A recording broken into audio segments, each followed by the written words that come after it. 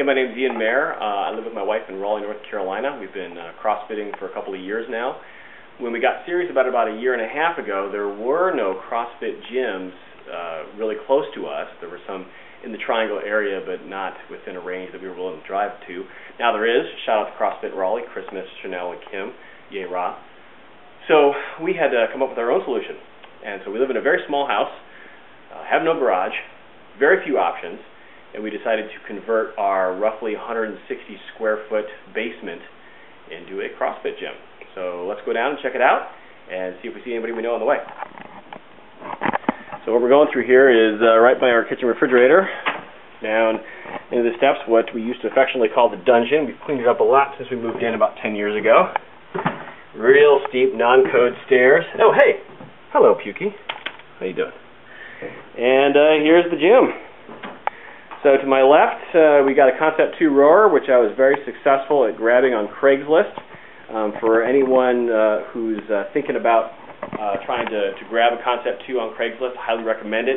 Make sure you have some kind of alert, because as soon as they are posted, they go like that. I was lucky. I got pretty good arbitrage. I got this one for a song because I was the first person in the door.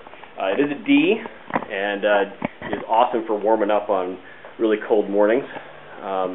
Over here, we have a bar. Those of you who check out K-Star's mobility wad will recognize this as a first rib mover. Always be mobilizing. This was my first weight bar from pre-CrossFit days. I don't know, it's like 10 pounds. This came with the cement plates on it, and I tried to do max clean and jerks with this sucker and dropped it and bent the hell out of it. I call it now the $700 workout because then I had to go get my Rogue bar and bumpers after that.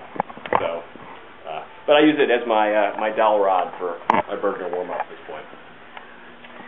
In the corner next to the Concept 2 rower, you see CrossFit Journal instruction PVC parallettes, which are cheap and are a hell of a lot of fun, and a Bosu, which is fun for balance training. You know, hey, you pull out every once in a while. Don't get locked in a box, people. 24-inch Rogue Plyo box platform with some sticky tape on it, so that we don't get box bite. I did buy a 24-inch metal platform. Couldn't fit it down through there, so it's sitting out in the shed now. We don't have a garage, but it's outside for fun wads doing outside. I also have a 15-foot rope attached out in the backyard, and so I can pull those things out there and kick my own ass out in the backyard when I want to. The squat rack is from I think it's New York Barbell, if I'm not mistaken. So I can do bench and squat in there and not worry about killing myself. Rogue bumpers, don't have a lot, but you know, I'm pushing 40, and I don't need a lot. So it works for me, and you know, it's all fitness against yourself here in this household. Funny little device right here. I think this is also from New York Barbell. It's a kettlebell adapter, so I could take all my old weights and make use of them and turn this basically into a 1.5 pood kettlebell. I don't like it that much. It doesn't have the same kind of grip as a real kettlebell, and so I'm on the lookout for 1.5, 1, and 2 pood kettlebells on Craigslist. So for in between sets of deadlifts, we can crack open some wine. No, just kidding. I do call this my bag of shame right there. Yeah. Turn away. Look away. Another useful tool underneath here is a measurement tracking tool. You get these for about $15 on Amazon, so you can figure out what actually is 400 meters, 800 meters, and whatnot. We have a park in front of our house, so I could actually be able to map that out. Pull-up bar right here. I think this is also from New York Barbell. Can't remember. It's been a while. Works great. Got a jump stretch band for assisted pull-ups for my wife, as well as you know, all that wonderful K-Star, always be mobilizing stuff. Rings, obviously. What else? Good sound system. Oh, for anybody that is still having problems with calluses and hand rips, get a Dremel tool. This stuff grinds those suckers down. Haven't had a hand rip since that came into my life. So totally do that.